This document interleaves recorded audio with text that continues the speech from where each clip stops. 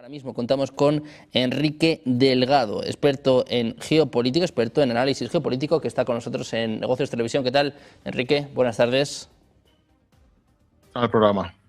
Bueno, pues encantados de contar contigo por aquí, escuchando al secretario de Guerra de Estados Unidos, que no descarta poner botas sobre el terreno y que un poco en la línea de lo que decía Trump hace escasos minutos está a punto de declarar la victoria. Te quiero preguntar precisamente por esto, porque parece que Estados Unidos está cumpliendo ya sus objetivos en Irán. Bueno, pues si están cumpliendo sus objetivos, lo van a celebrar muy bien. De momento llevan aproximadamente 5.000 muertos, 240 naves destruidas, 14 bases, arrasadas y el repliegue de sus fuerzas estratégicas de portaaviones. Están a más de 1.500 kilómetros, hay 2 portaaviones fuera de combate, 3 destructores. Bueno, si les ha valido la pena, pues entonces a la semana que viene abrirán el estrecho de Hormuz.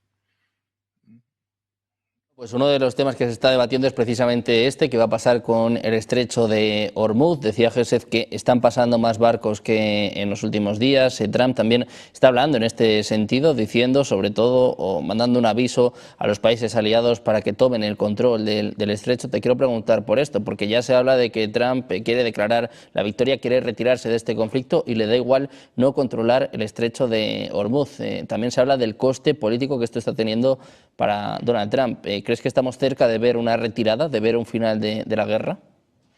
Bueno, yo creo que estamos cerca de ver la retirada de los Estados Unidos de la región. Estamos asistiendo a la descolonización de Oriente Medio por parte de los Estados Unidos. Así como en 1947 el Imperio Británico se retiró de la India, pues ahora le toca a Estados Unidos retirarse como agente colonial de Oriente Medio, de aquella zona. Es además el agresor el que ha creado todo este conflicto.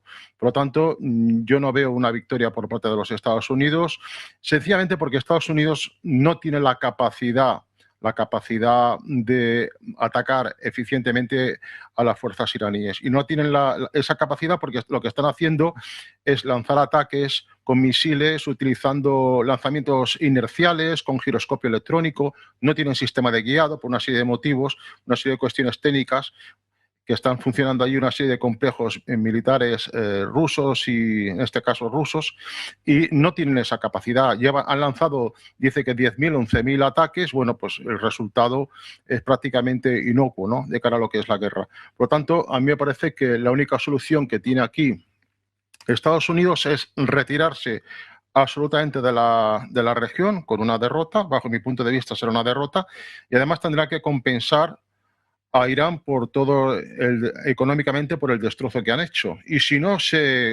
le compensan económicamente, como seguramente harán, lo que va a hacer Irán es expandir la revolución chiita hacia el resto de los países del Golfo y se quedará con toda la región. O sea que lo que vamos a ver aquí es una situación justamente la antítesis de lo que están predicando estos señores, como he visto ante la entrevista de Pete Heges y el representante del Pentágono, el militar. Guerra comercial total. Donald Trump acaba de dinamitar el tratado entre México, Estados Unidos y Canadá, el TMEC.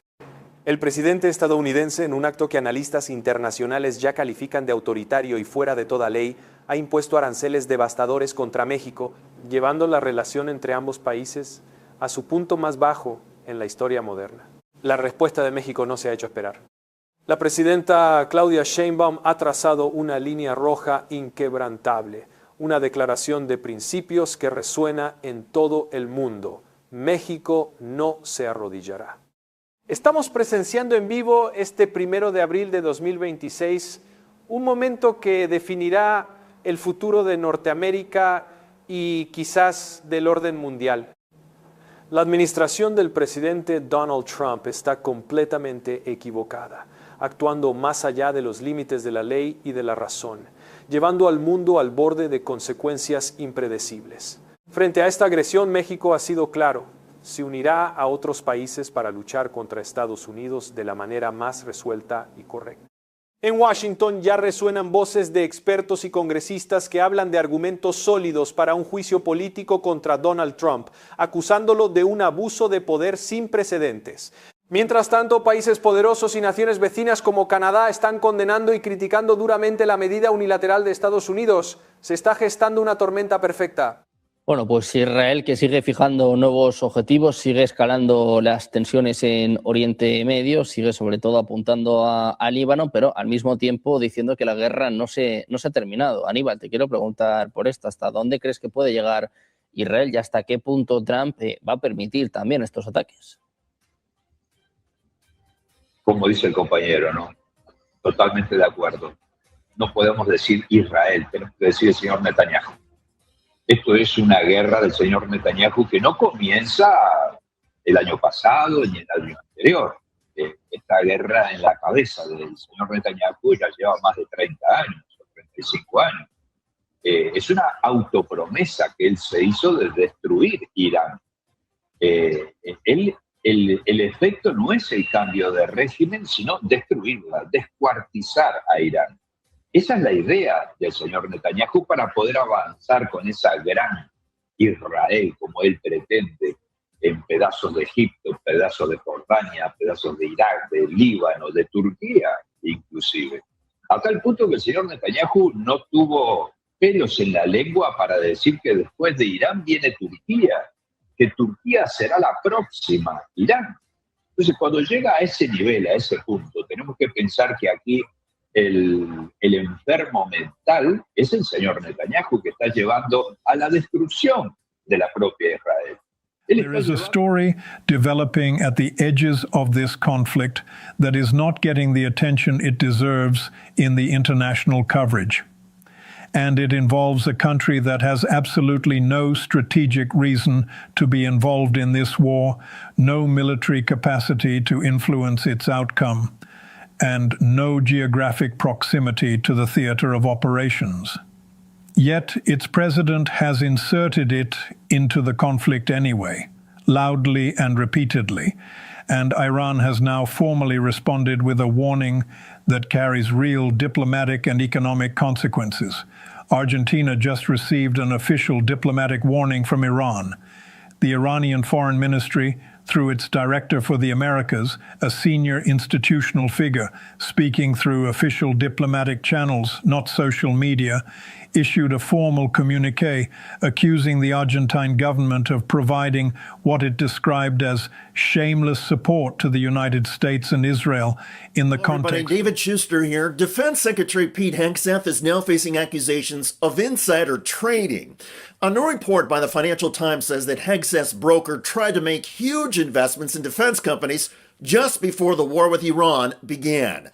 Here's the summary from MS Now. The Financial Times is reporting that a broker for Defense Secretary Pete Hegseth contacted BlackRock Investments about making a multi-million-dollar investment in major defense companies right before the U.S. strikes on Iran.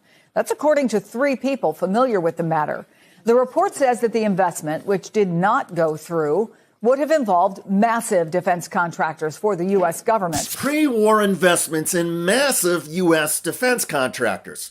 Well, a spokesperson for Hegseth says the allegation is entirely false and fabricated, and that neither Hegseth nor his representatives approached BlackRock about any such investment.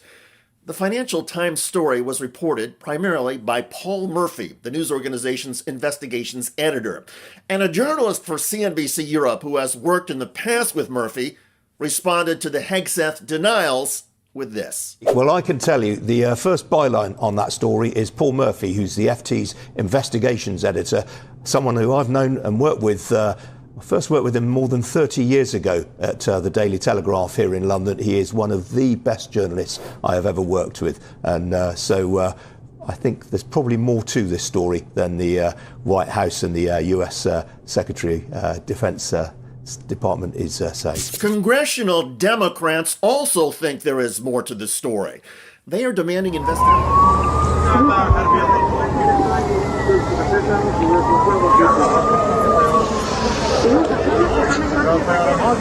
Atención, mucha atención, porque en los últimos minutos nos llega información que el Pentágono no quería que usted supiera esta noche. El cuerpo de la Guardia Revolucionaria Islámica de Irán acaba de confirmar el derribo de un caza F-15 de la Fuerza Aérea de los Estados Unidos sobre el estrecho de Hormuz, y Washington está respondiendo con una negación que, según fuentes consultadas por Al Jazeera y CNN, llega demasiado tarde y con demasiados nervios para ser creíble. Eso no es todo.